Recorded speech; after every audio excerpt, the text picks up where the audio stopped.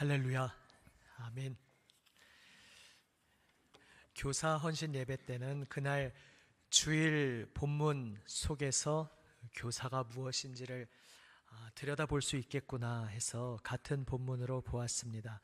네, 오늘 본문에서는 얼른 딱 생각이 나지 않고, 물론 더 생각하면 연결될 수도 있겠습니다만, 요한복음 21장 본문으로 목자가 어떠한 존재인지 함께 나누기 원하여 이 본문으로 하나님 은혜를 함께 누리기 원합니다. 거두절미하고 목자란 예수님의 사명을 이어받은 자입니다. 저희가 지금 새벽에 요한복음을 하고 있습니다. 저에게 있어서는 좀 개인적인 이야기일 수도 있지만 전에도 말씀드린 대로 요한복음이 모든 성경이 특별한 하나님 말씀이지만 저에게 또 특별하고, 그래서 조금 짧게 구절을 잡으면서 좀 천천히 차근차근 요한복음을 새벽에 함께 보고 있습니다. 꼭 그 시간을 우리 교우분들이 안 놓치시면 좋겠습니다. 그래서 그 말씀을 같이 보시면서 또 우리가 요한복음 전체 속에서 발견하게 되겠지만, 결국 요한복음 속에서 예수님께서 목자 되신 예수님의 사랑을 우리에게 보여주시고, 이제 부활하신 후에 그 목자의 사명을 우리 모든 믿는 성도들이, 바로 예수님의 제자들이 이어받아 가도록 부르시고 있다는 것을 우리는 발견하게 됩니다. 그러니까 짧게 한마디로 말해서 예수 믿는다는 것은 무엇인가? 목자 예수님을 만나서 그 마음을 함께 배우며 나도 목자가 되어가는 것, 이것이 예수 믿는 의미라고 말할 수 있습니다. 그래서 지금 소위 예전에 구역장이라고 부르던, 아직도 이제 습관이 되셔서 구역장이라고들 많이 하시고, 저도 어쩔 때 그렇게 말하게 되는 때가 또 있을지도 모르겠습니다. 아무튼 공식적 명칭을 제가 구역 목자다 이렇게 바꿨는데, 그 구역을 맡은 지금 세워져 있는 20명의 그분만이 목자가 아니라, 또 함께 돕기 위해 세워져 있는 또 보조 목자, 그분들만이 목자가 아니라 바로 예수 믿는 우리 성도들이라면 우리가 모두 목자의 사명으로 부름받았다는 것을 우리는 기억할 필요가 있습니다. 그렇다면 목자란 무엇인가? 목자로 부르시고 있는 그 장면에서, 그런데 목자로 부름받고 있는 시몬 베드로와 또 제자들이 어떤 모습으로 주님 앞에 서 있는지 세 가지를 오늘 특별히 좀 보고자 합니다.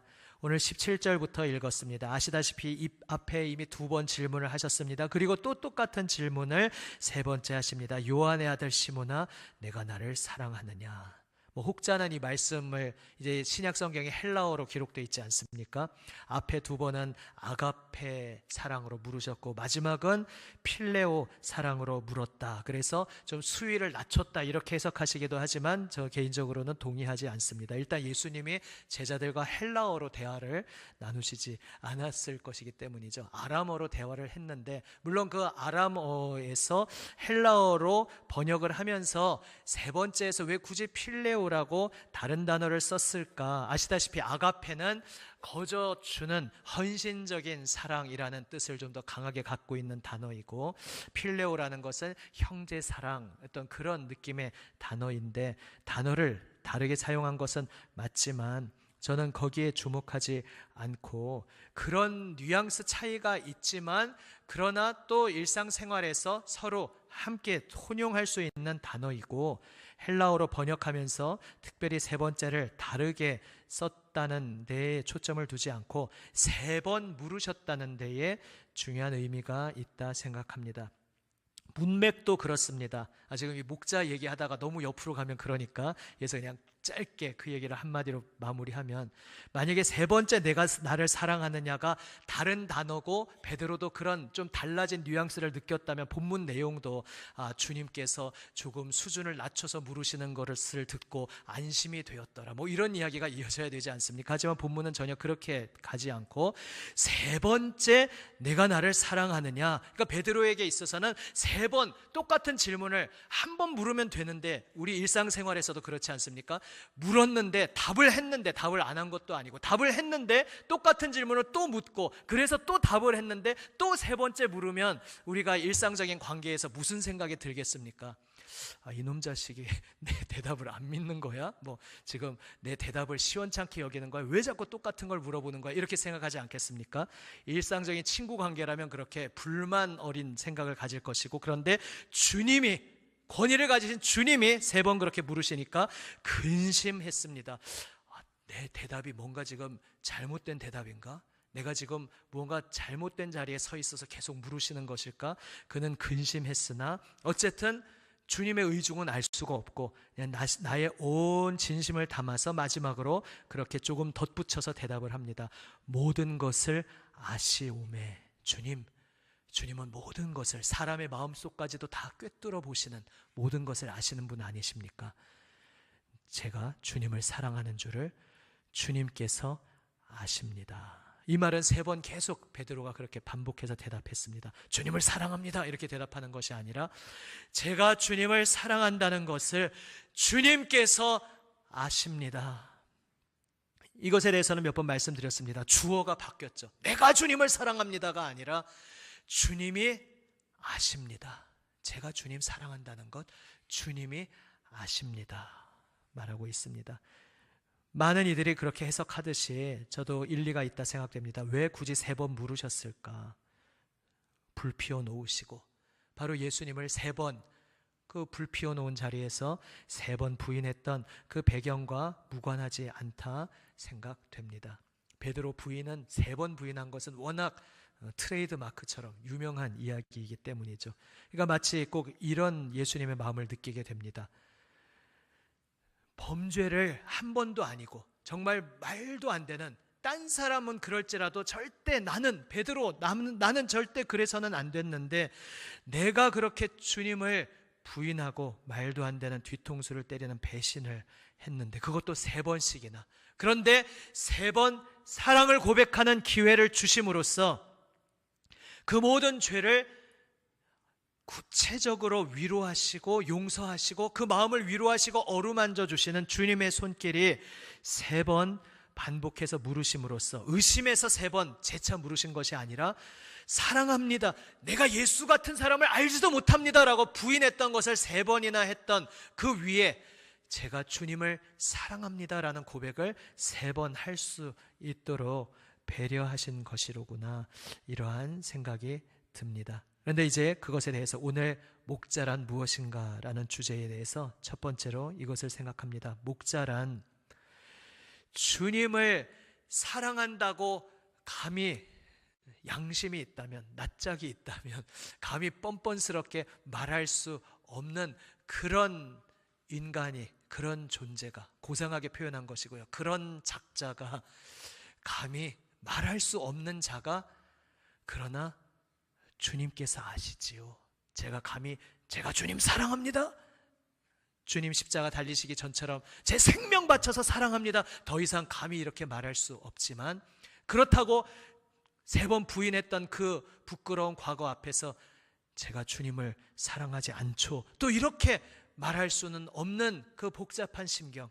나는 분명히 주님을 사랑하는데, 그런데 주님 십자가 달리시기 전에는 내 힘으로, 내 의지로 사랑할 수 있을 줄 알았는데, 어이없게 내 생명 잃을까봐 정말 그 앞에서 어이없게 무너지고 저주까지 하며 맹세까지 하며 예수님을 세 번씩이나 부인했던 이 어이없는 자이지만, 그래서 감히 이제 제가 사랑합니다라고 말할 수 없지만, 그러나 주님, 모든 것을 아시는 주님, 주님께서 아시는 주님의 그 아심에 제가 의지해서 대답합니다. 저의 의지로 대답할 수 없는 것이지만, 모든 것을 아시는 주님께서 이미 알고 계시듯이 저는 주님을 사랑합니다. 그것을 주님께서 아십니다. 베드로는 이렇게 고백한 것입니다. 그래서 자기 의로 자랑처럼 여기며 끝까지 죽기까지 따르겠다고 말했던 그 자리에서 이제 세 번 무너지고 실패한 그 자리를 딛고 또 그 축소판으로 경험한 것이 바로 앞에 밤새 그물 던졌는데 빈 그물을 건진 사건이었습니다. 내 힘으로 사는 인생이 아니라는 것, 주님께서 계속해서 반복해서 말씀하여 주시는 그 주님의 말씀을 이제 뼈저리게 가슴 깊이 가슴에 담고 시몬은, 베드로는 고백합니다. 제가 제 힘으로 사랑하는 것 아니고, 제가 주님을 사랑하는, 지금 사랑하고 있는 것은 분명히 부인할 수 없는 사실이지만 주님을 향한 저의 이 사랑조차 저에게 달린 것이 아니라 주님의 은혜임을 고백합니다. 주님께서 저를 거듭나게 하셨고, 주님께서 저를 변화시켜 주셨고, 주님께서 저를 새롭게 창조해 주셔서 주님의 붙들어 주시는 그 손 안에서 주님의 은혜의 능력 의지하여 저는 주님을 사랑합니다. 이렇게 베드로는 고백하고 있는 것입니다. 목자란 어떤 존재입니까? 제가 주님을 사랑합니다. 감히 낯짝이 있다면, 양심이 있다면 감히 그렇게 말할 수 없는 죄인 괴수인 그러한 우리들인데, 그럼에도 불구하고 나에게 먼저 다가와 주신 예수님, 나를 먼저 사랑하여 주신 예수님, 나를 위해 십자가에서 생명 내어주시기까지, 피 흘리시기까지 나를 그렇게 목자로 양을 품으시는 그 사랑으로 나를 사랑하여 주신 그 예수님의 사랑의 능력 힘입어서 제가 예수님 사랑합니다, 바로 그렇게 고백하는 바로 은혜의 자리인 것이죠. 내 공로의 자리가 아니라 은혜의 자리에 서서 그 은혜에 힘입어 사랑합니다 고백하는 그 자리가 바로 목자로 부름받은 자리라는 사실을 기억하시기를 바랍니다. 우리 구역 목자뿐만 아니라 우리 온 성도 모든 그리스도인들이 목자의 사명으로 부름받았기에 우리 모두에게 해당되는 것입니다. 내가 당연히, 예를 들어 부모가 자식을 당연히 사랑할 수 있다고 생각했던 그 당연한 사랑조차도 하지 못하고, 내가 이 세상 누구도 사랑하지 못해도 내가 예수님은 사랑할 수 있지, 내가 예수님을 위해서라면 기꺼이 내 목숨까지도 바칠 수 있지, 자신 있게 말했던 그 자리에서 완전히 붕괴되고 무너지고 나 자신에게 실망했던 그 자리에서 당연한 사랑조차 내 힘으로 하는 것이 아니라 예수님의 은혜로 하는 것입니다. 저는 예수님 은혜, 사랑의 손에 붙들려 있는 자입니다. 바로 이 고백으로 주님께서 맡기시는 목자의 사명을 감당하시기를 우리 주님의 이름으로 축원합니다. 아멘. 두 번째로 18절 말씀 보시면, 젊어서는 스스로 띠띠고 원하는 곳으로 다녔거니와 늙어서는 내 팔을 벌리리니 남이 내게 띠띠우고 원하지 아니하는 곳으로 데려가리라. 이 말씀을 하시면 베드로가 어떠한 죽음으로 하나님께 영광을 돌릴 것을 가리키심이러라. 내 팔을 벌리리니, 어떠한 죽음으로 하나님께 영광을 돌릴 것. 잘 아시다시피 교회 전승에 의하면 베드로도 십자가에 못 박혀 죽었습니다. 그런데 참 전승인데 요한복음이나 복음서에 나타난 베드로의 모습과 일맥상통, 일관성이 있다 생각됩니다. 내 발은 절대로 씻을 수 없습니다. 꼭 하여튼 다른 제자들이 감히 말하지 못했던 자리에서 튀지 않고는 베길 수 없었던 베드로, 십자가에 못 박혀 죽는 그 순간에도 내가 어찌 감히 우리 주님께서 달리신 그 십자가에 똑같은 모습으로 달릴 수 있겠습니까? 나를 거꾸로 매달아 주십시오, 이렇게 말해서, 그런 전승입니다. 그런데 참 그럴듯합니다. 거꾸로 십자가에 매달려 숨을 거두었다, 우리 교회의 이야기로 전해지고 있습니다.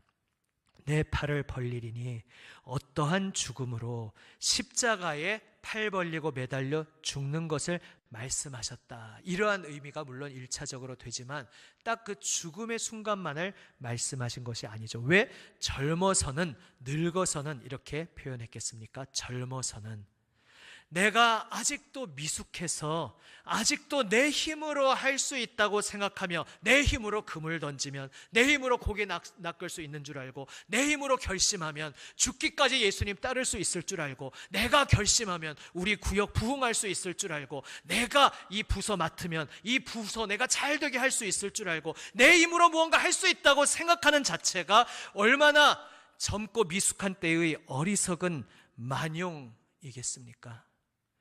내가 할 수 있는 것이 아닙니다. 주여, 내가 이 교회를 맡으면, 내가 이 부서를 맡으면, 내가 이 구역을 맡으면, 주여, 물론 말은 주님의 은혜라고 하는데 그 진심은 주님만이 아시는 거죠. 근데 안타깝게도 많은 경우에 주님이라고 말은 하는데 결국은 내가 하지. 그것을 구분하는 중요한 특징 중에 하나가, 너는 못했지만, 너는 못나서 못했지만, 너는 문제가 있어서 못했지만 나는 할 수 있어. 나는 너하고는 달라. 나에게 맡겨주면 내가 이 죽어버린 거 다 살릴 거야. 이렇게 말하고 있는 자체가 내가 여전히 내 힘으로 고기 낚는 줄 알고 금을 던지는 어리석은 만용인 것입니다. 스스로 띠뛰고 원하는 곳으로 다닌 젊은 시절입니다. 그러나 이제 벼가 익어 고개 숙이듯이 그냥 의미 없이 고개 숙이는 것이 아니라 제가 하는 것 아니고 주님께서 하시는 것입니다. 고백하면서 그물을 던져도 고기가 잡히는 것 주님의 은혜로 인한 것이고, 내가 베테랑 어부라서 잡는 것이 아니라 주님의 은혜로 오늘도 고기가 잡히는 것이고, 내가 전도를 했는데 한 생명이 나오는 것이 저 사람은 전도했는데 아무 일이 안 일어나는데 내가 전도하면 누군가 나오는 게 내가 남들보다 열심히 있어서, 내가 남들보다 잘나서가 아니라 나에게, 이유는 알 수 없지만 나에게 선물로 주신 하나님의 은혜요. 내가 구역을 맡아서 혹 좋은 결과들이 나온다 해도 그 모든 것들은 다 주님의 은혜임을 고백하는, 바로 그 겸손의 고백. 겸손은, 세상이 말하는 겸손은 억지로 자기를 낮추는 것이 세상이 말하는 겸손이지만, 성경적인 겸손은 내가 하는 것이 아니라 주님께서 하시는 것입니다. 이것이 성경적인 겸손 아니겠습니까?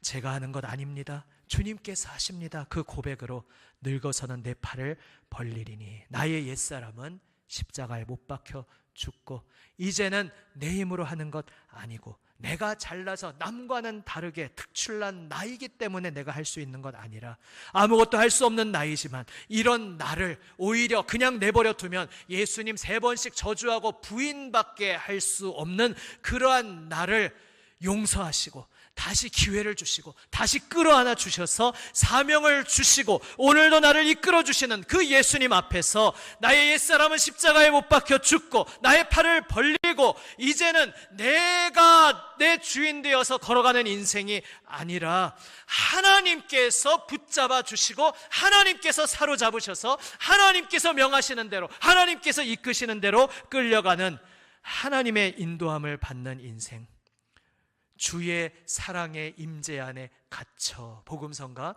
가사의 고백처럼 그 사랑의 줄에 매여서 종으로 살아가는 삶인데, 참되신 주인의 종이기에, 주님의 종이기에 행복합니다 고백하며 모든 것을 주님 뜻에 맡기고 걸어가는, 바로 그것이 목자의 존재라는 사실을 오늘 다시 한번 기억하시기를 바랍니다. 아멘.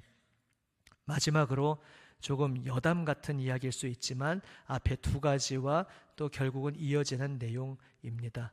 왜 베드로는 옆 사람이 궁금했을까? 이 사람이라 함은 바로 이 요한복음을 기록한 사람이다라고 마지막에 밝히고 있습니다. 이제 요한복음이라고 타이틀이 붙어 있지만 이제 학계의 설로 그게 과연 요한일까 아닐까 사실 조금 분분한 의견이 있긴 합니다. 본문 안에는 누구다라고 얘기를 하지 않기 때문이죠. 하지만 정황상 그리고 교회의 다수 의견이 바로 우리가 알고 있는 이 요한, 12제자 중에 한 사람인 요한이 기록했다 알고 있고, 오늘 이야기의 정황도 그것과 들어맞습니다. 베드로가 함께 고기 잡던 사람이 오늘 이제 본문에 보시면은 21장 2절에 앞에서 여기 지금 함께 있었던 사람이 베드로, 도마, 나다나엘, 그리고 세베대의 아들들이라고 하면 야고보와 요한이죠. 그리고 또 다른 제자 둘 하니까 이 둘은 이름을 안 밝혀서 바로 이 중에 하나가 요한복음을 기록한 사람인 것인데, 이제 보통 우리가 요한이라고 또 알고 있습니다. 그 사람에 대해서 베드로가 왜 궁금했을까요? 너 나를 따르라. 늙어서는 너의 팔을 벌릴 것이다. 나를 따르라 말씀하시는데, 지금 주님 앞에서 주님, 이 사람은 어떻게 되겠습니까? 물으니까 예수님이 굉장히 퉁명스럽게 들리는 대답을 하시죠. 내가 다시 올 때까지, 주님 재림하실 때까지 그를 이 땅에 생명을 보존해서 머물게 하고자 할지라도 너에게 그게 무슨 상관이냐? 이렇게 대답을 하십니다. 그러면서 이제 그 뒤에 보충 설명까지는 오늘 본문에서 읽지 않았지만 이게 와전되어서 이 형제 요한은 예수님 다시 오실 때까지 살아있을 거라고 주님이 말씀하셨어, 이렇게 와전됐는데, 주님의 말씀은 그 뜻이 아니라 그냥 가정으로 내가 다시 올 때까지 그를 그냥 이 땅에 살려서 내버려 둔다고 할지라도 그게 너하고 무슨 상관이냐, 이렇게 말씀하셨다는 것이다. 아마도 당시 교회에 와전된 것을, 오해를 풀고자 하는 의도도 이 기록에 담겨 있는 것 같습니다. 주님이 왜 다소 퉁명스럽게 들리게 이렇게 말씀하신 것이겠습니까? 끊임없는 제자들이 걸려있던 그 질병, 비교병. 예수님 따르고 이미 예수님의 영광을 보면서 이제 그 십자가 예루살렘 문턱 앞에 와서까지도 누가 크냐 비교하면서 계속 다투고 있던 그 비교병이 여기서도 다시 나오고 있습니다. 저는 그렇다면 이 사람은 어떻게 되겠습니까? 하니까 주님이 당신 일이나 신경 쓰세요, 이렇게 말씀하신 것이죠. 너는 내 명령, 너를 부르는 나의 사랑, 너를 향한 나의 뜻에 집중해서 나를 따라오면 되지. 각자 맡은 배역이 다른데, 전에도 한번 요즘에 말씀드렸죠. 우리가 이 땅에서 살아가는 것은 배역을 맡은 것이다. 드라마 배역을 맡은 사람 중에 주인공 역을 맡는 분도 있고, 악역을 맡는 분도 있고, 단역을 맡는 분도 있고, 조연을 엑스트라 다양하게 있지만, 물론 실제 이 현실 세계에서는 주연을 맡는 분이 물론 급이 높고 뭐 이렇게 여겨지는 것은 당연하지만, 그런 것을 치워놓고 그냥 그 드라마 자체로 볼 때 단역이라서 안 중요한 게 아니고, 주연이기 때문에 주연만 중요한 것이 아니라 모두가 그 드라마의 완성을 위해서 함께 참여하는 사람이듯이, 우리가 이 인생에서 화려하게 보이는 배역을 맡든지 초라하게 보이는 배역을 맡든지 그게 중요한 게 아니라, 중요한 것은 나를 부르신 주님 앞에서 주여, 내가 주님을 사랑하는 줄 주님께서 아십니다. 그 주님의 은혜만 의지하며 주님께서 나를 부르시는 그 부르심에 얼마나 충성되이 온전히 응답했느냐, 이것만 중요할 뿐이다. 다른 사람과 비교할 것 없다. 다른 구역과 비교할 것 없다. 다른 인생과 비교할 것 없다. 말씀하고 계신 음성을 우리는 듣게 됩니다.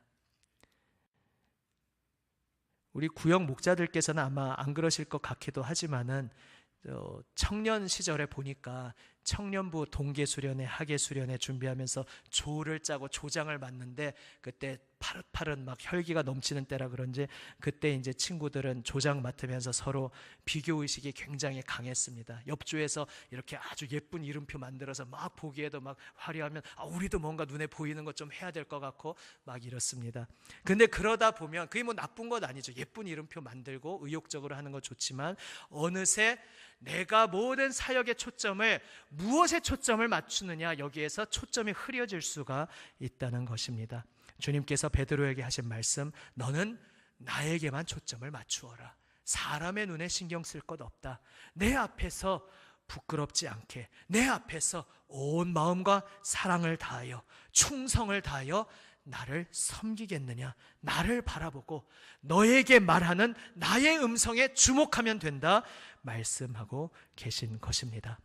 우리가 함께 공동체로 부름받았기에 이 말씀과는 다른 의미에서 서로 자극을 받기도 하고, 서로 참조하는 것 좋은 일이고, 서로 격려, 동기부여가 되어서 서로 선한 경쟁을 하는 것은 다 좋을 수 있습니다. 그러나 그 모든 것들은 부수적인 일이고, 우리 사역의 본질은 바로 나는 주님 앞에 1대1로 서 있는 자요, 1대1로 주님 앞에 무릎 꿇고 있는 자요, 바로 너는 나를 따르라, 너는 나를 따르라 말씀하시는 그 음성에 응답하는 자로서 서 있는 것이 바로 목자의 존재라는 사실을 기억하시기를 바랍니다.